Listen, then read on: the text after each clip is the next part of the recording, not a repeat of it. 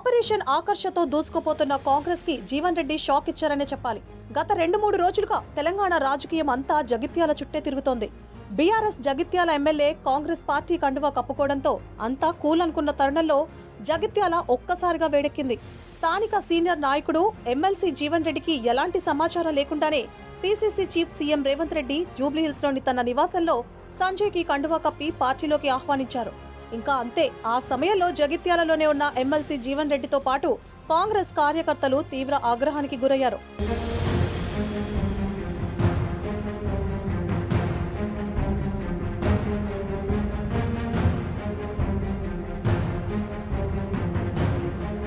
"40 ఏళ్ల సీనియారిటీ ఉన్న నాకు పార్టీలో అవమానం జరిగింది. ఇంతకంటే ఇంకా ఏం కావాలి అంటూ ఆవేదన వ్యక్తం చేశారు. ఇతర పార్టీ ఎమ్మెల్యేలను చేర్చుకునేటప్పుడు స్థానిక నేతలకు సమాచారం ఇవ్వడం లేదు అంటూ నేతలు ఆగ్రహం వ్యక్తం చేస్తున్నారు. అందులో జీవన్ రెడ్డి పార్టీలోనే సీనియర్ నాయకులు. పార్టీ కష్టకాలంలో ఉన్నప్పుడు కూడా పార్టీ జెండా మోస్తూ పార్టీకి పనిచేసిన నాయకుడు. తనకు ఎలాంటి సమాచారం లేకుండా ఎమ్మెల్యే సంజయ్ను పార్టీలో చేర్చుకోవడంతో మనస్తాపానికి గురయ్యారు.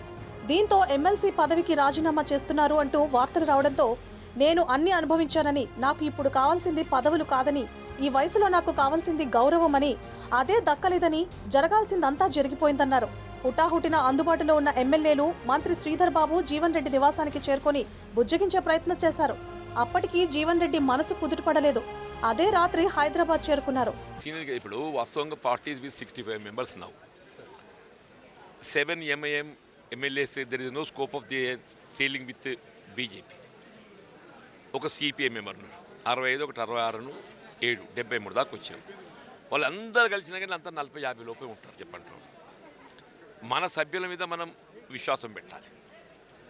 మన సభ్యులను మనం ఎందుకు డౌట్ చేయాలి? పార్టీ సుస్థిరత అనేది ఏదైతుందో ప్రభుత్వ విధానాలు అమలు పట్టు ఉంటుంది, సంఖ్యాబలంతో కాదు. గతంలో కూడా కేసీఆర్ సంఖ్యాబలం కలిగి ఉన్నాడు. సంఖ్యాబలం కలిగి ఉండి కూడా ఏదైతుందో మరి ఆయన ప్రజల విశ్వాసాన్ని తిరిగి పొందలేకపోయిండు. పోచార శ్రీనివాస్ గారు తీసుకున్నప్పుడు స్పందించి నేను నా అభిప్రాయం వ్యక్తం చేసి అప్పుడు కూడా నా అభిప్రాయం వ్యక్తం చేసిన ప్రజలు ఇచ్చిన బలం మన సుస్థిర ప్రభుత్వానికి సరిపోయేంత ఉన్నది. That's enough. మండలికి వెళ్లి రాజీనామా చేయాలి అని నిర్ణయం తీసుకున్నారు. హైదరాబాద్లోని తన నివాసానికి డిప్యూటీ సీఎం భట్టి విక్రమార్క, మంత్రి శ్రీధర్ బాబు, మరికొంతమంది ఎమ్మెల్యేలు దాదాపు గంటపాటు చర్చలు జరిపి సర్ది చెప్పే ప్రయత్నం చేశారు. అయినప్పటికీ రాజీనామా నిర్ణయం వెనక్కి తీసుకోలేదు. జీవన్ రెడ్డి చాలా సీనియర్ నాయకులు, 40 ఏళ్ల సుదీర్ఘ అనుభవం ఉన్న నాయకుడని, జీవన్ రెడ్డి అనుభవాలు, సేవలు పార్టీలో చాలా అవసరమని, వాళ్లకు పార్టీ ఎలాంటి అన్యాయం చేయదని, మంచి స్థానం కల్పిస్తుందని డిప్యూటీ సీఎం భట్టి విక్రమార్క మీడియాతో మాట్లాడారు. ఎమ్మెల్సీతో పాటు పార్టీకి కూడా రాజీనామా చేస్తున్నారని వార్తలు రావడంతో దాదాపు గంటకు పైగా చర్చలు జరిపినా పాస్ కాదు, ఫెయిల్ కాదు అని చెప్పుకొచ్చారు జీవన్ రెడ్డి. "నేను ఎమ్మెల్సీ అని, నాకు అసెంబ్లీకి వెళ్లే హక్కు ఉందన్నారు. మండలికి వెళ్లాక నా నిర్ణయం ప్రకటిస్తానని, కార్యకర్తల నిర్ణయం మేరకే పనిచేస్తానన్నారు." ఇదిలా ఉంటే తాజాగా బీఆర్ఎస్ ఎమ్మెల్యే సంజయ్ కుమార్ చేరడంతో జగిత్యాలలో ఇప్పటి వరకు ప్రోటోకాల్లో ఉన్న ఎమ్మెల్సీ జీవన్ రెడ్డి సాధారణ నేతగా మారబోతున్నారు. ఎందుకంటే ఎమ్మెల్యేకే ప్రోటోకాల్ ఉంటుంది. ఇప్పుడు చర్చల కొరకు కాదు నాన్న, వాళ్ళు జరిగిన పరిణామాల గురించి నాతో మాట్లాడడానికి వచ్చిన చర్చలు నాకేదో అధ్యయిద్దామని కదా. వాళ్ళు కూడా వాస్తవాన్ని షేర్ చేసిండ్రు. మీ అసంతృప్తిని సంతృప్తిగా మార్చే కార్యక్రమం జరిగింది. చూద్దామన్న బాబు చెప్తున్నగా నేను.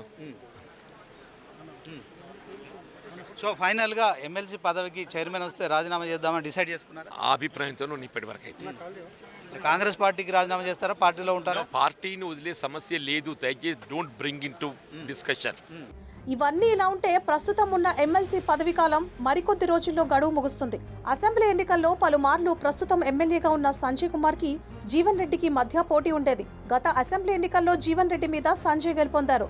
మొన్న జరిగిన పార్లమెంట్ ఎన్నికల్లో నిజామాబాద్ నుండి పోటీ చేసి ఓటమి పాలయ్యారు జీవన్ రెడ్డి. అయితే పోటీ చేసి ఓటమి పాలైన వాళ్లకు ఎలాంటి పదవులు ఉండవు అని అధిష్టానం నిర్ణయించింది.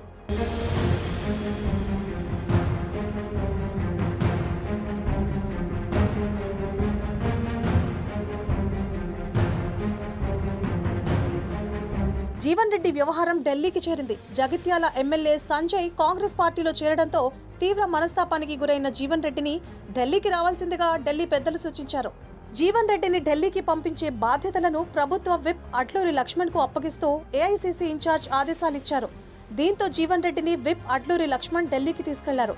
మరోవైపు భట్టి విక్రమార్క, ఉత్తమ్ కుమార్ రెడ్డితో పాటు పలువురు కీలక నేతలు ఢిల్లీ వెళ్లి జీవన్ రెడ్డిని మంత్రివర్గంలోకి తీసుకోవాలంటూ అగ్రనేతలని కోరినట్లు సమాచారం. మంత్రివర్గంలోకి తీసుకుంటే జీవన్ రెడ్డికి ప్రోటోకాల్ రావడంతో పాటు ఆయనకి సముచిత ప్రాధాన్యత ఇచ్చినట్లు అవుతుందని నేతలు భావిస్తున్నారు. అంతేకాకుండా తెలంగాణ నేతలతో అధిష్టాన పెద్దలు చర్చించారు.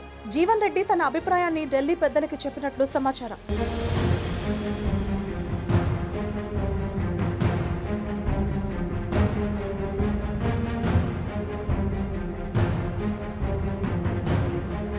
ఒకవైపు నాకు ఈ వయసులో కావాల్సింది గౌరవం, ఎలాంటి పదవులు కాదు అంటూనే మంత్రి పదవి కోసమే రాజీనామాను తెరపైకి తెచ్చారా అంటూ రాజకీయ వర్గాల్లో చర్చ జరుగుతోంది. చూడాలి మరి రాజీనామా చేస్తారా, మంత్రి పదవికి మొగ్గు చూపుతారా అనేది.